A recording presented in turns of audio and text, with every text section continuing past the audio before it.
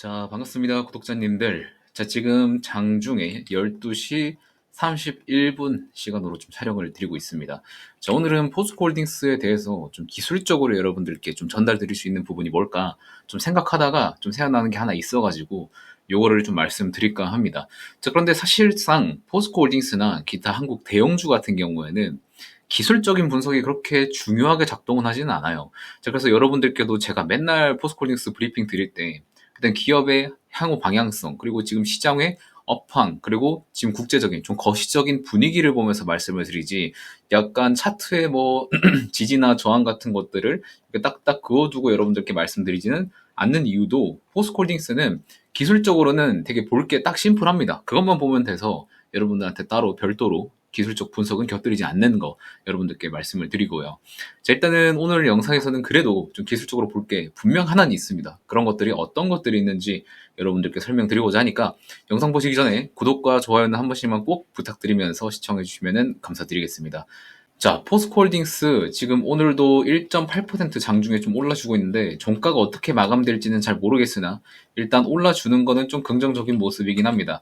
하지만 요거는 기업의 어떤 호재가 떴다거나 아니면은 뭐 2차 전지가 확 반전이 됐다거나 그런 것 때문에 반등이 나오는 게 아니라 오늘은 약간의 좀 기술적인 부분에서 약간 어제 하락 많이 했으니까 지금까지 하락 많이 했으니까 이제 이 시점에서는 좀 반등 나와줘야지 하는 요런 심리 때문에 반등이 나와주고 있다라고 보시면 될 것 같습니다.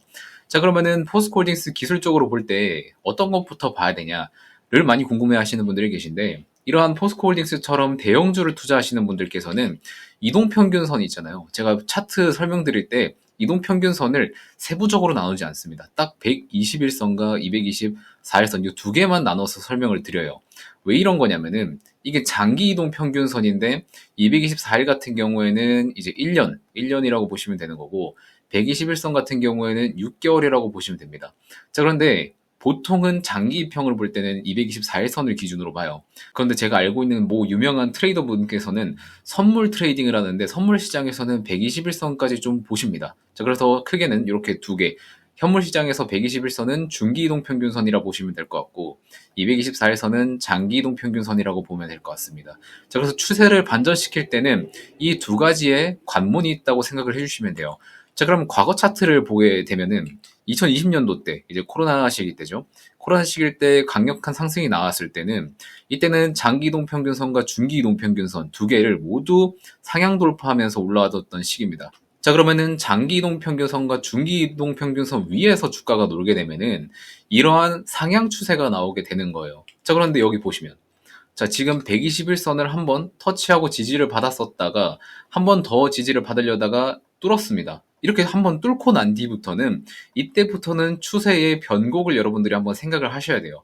자, 그래서 한번 더 뚫기는 해줬지만 다시 하락 돌파하면서 하락 추세로 들어가는 모습도 볼 수 있습니다.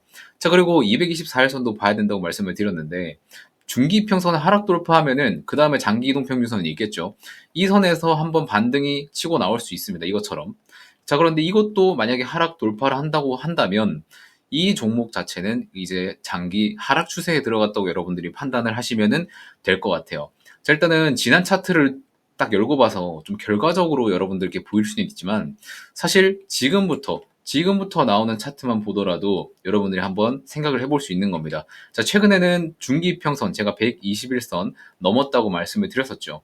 자, 그럼 그 다음 관문으로는 뭐가 있다고 말씀드렸어요. 그 다음에는 장기평선인 224일선이 다음 관문으로 다가오고 있다라고 말씀을 드렸었고, 제가 여러분들께 진짜 보수적으로 플레이 하시고 싶으신 분들이라면 이 40만원 선과 224일선 장기평선을 강하게 뚫을 때 이때 매수를 하라고 했고, 지금 어느 정도 여유가 있어서 매수를 한번 진행해보고 싶으신 분들이 계시다면은 121선을 지지해주는 양상을 보일 때 분할로 조금씩 들어가 보라고 말씀을 드렸었습니다.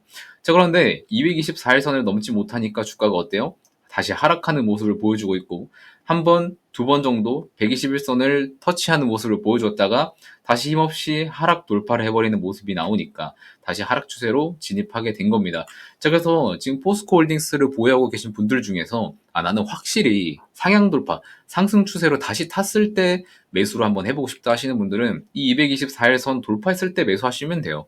자, 그런데 나는 뭔가 좀 더 평단을 싸게 만들어 보고 싶다 하시는 분들은 당연히 좀 아래에서 매수를 하셔야 되겠지만 지금 하락 추세가 만들어져 있는 이 상황을 봤을 때는 지금 추가적인 하락이 더 나올 수 있다는 거는 지난 영상에서도 염두에 두셔야 된다는 거 말씀드린 바가 있습니다.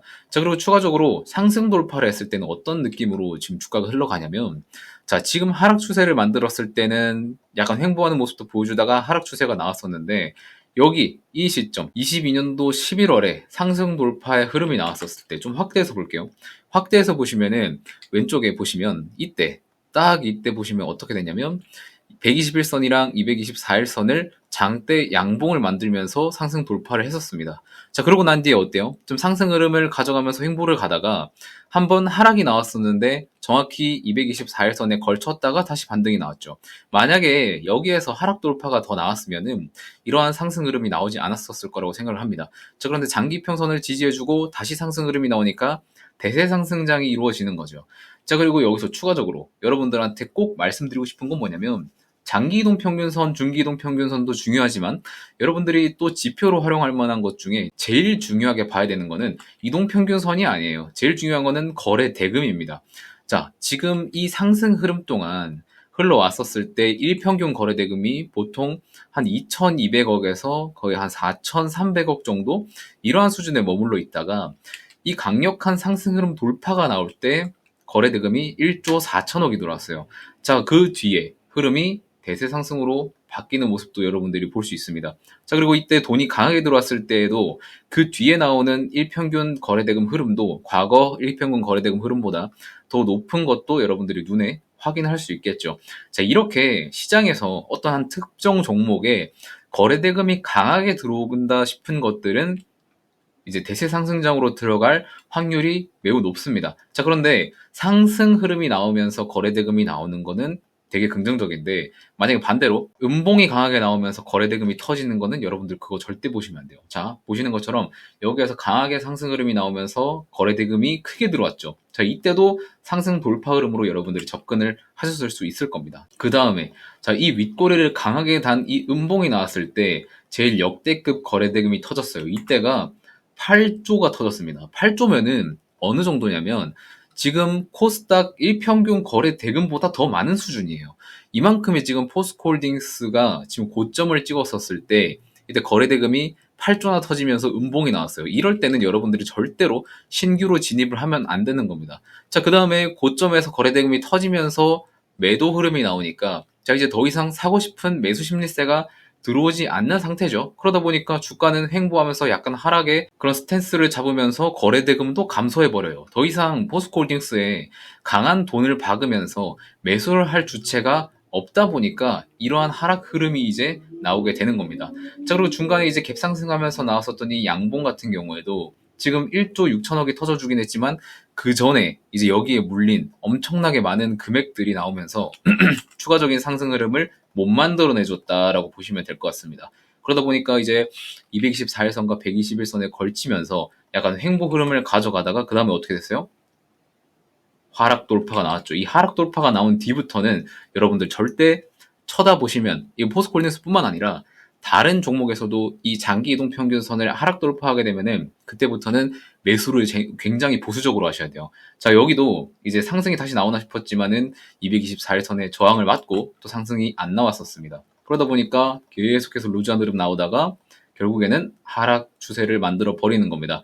자, 여러분들이 기술적으로 보시는 거는 딱 두 가지입니다. 자, 121선과 221 장기 평선이고요. 그 다음에는 거래대금. 이거 세 가지만 보시면은 여러분들이 사실 다른 보조지표를 본다거나 이런 것들은 다 필요 없다고 좀 말씀을 드릴게요. 자, 오늘 영상으로 포스코홀딩스 기술적인 부분은 여러분들이 다 이해가 되셨을 거라고 생각을 해요. 자, 그리고 그나마 좀 같이 볼 만한 것들은 약간 지지와 저항입니다. 자, 이러한 것들 40만원 선에서 이 40만원을 강하게 뚫으니까 추가적인 상승이 나왔었고, 그 다음에 하락 흐름이 나왔을 때도 40만원을 한번 받쳤다가 두 번 받쳤다가 세 번째 때 뚫어버리니 여기서 또 저항을 맞고 하락 흐름이 나오는 것도 볼 수 있습니다. 자, 그래서 여러분들께 매번 말씀드리듯이 장기 평선이랑 40만원을 항상 같이 보라고 하는 게 이런 의미에서 말씀을 드리는 겁니다. 자, 그래서 여러분들 기술적인 부분은 특히 포스코홀딩스에서 기술적인 부분들은 제가 앞서 말씀드렸던 이평선과 거래대금 이것만 보시면은 된다는 말씀 드리면서 이번 영상은 좀 기술적인 이야기만 좀 풀어드리는 걸로 마무리하겠습니다. 자, 또 감사하게도 여러분들이 제 채널을 너무 많이 사랑해주신 덕분에 저 지금 IR 담당자 통화 내용도 거의 5,000회가 조회수가 넘었고, 그리고 어제 포스코홀딩스 개별적으로 영상 찍어드린 것도 3,600회가 넘었습니다. 그리고 단기간에 구독자가 이틀 만에 거의 한 300명 정도 구독을 눌러주셨어요. 너무나도 감사드리는 말씀을 드리겠고요. 지금도 이제 오늘 영상 처음 접하신 분들도 포스코홀딩스에 대해서 좀 꾸준히 브리핑 들어보고 싶으신 분들 계시면은 구독 한 번씩만 꼭 눌러주시기 바라겠습니다. 저희 채널에서는 포스코홀딩스를 좀 집중적으로 브리핑 드리는 채널이고요. 그 외의 종목들은 건드려보지도 않았습니다. 많은 사랑 부탁드리겠고, 구독도 한 번씩만 마치기 전에 한 번씩 눌러주시는 요청을 드리면서 저는 내일 또 찾아뵙도록 하겠습니다. 고맙습니다.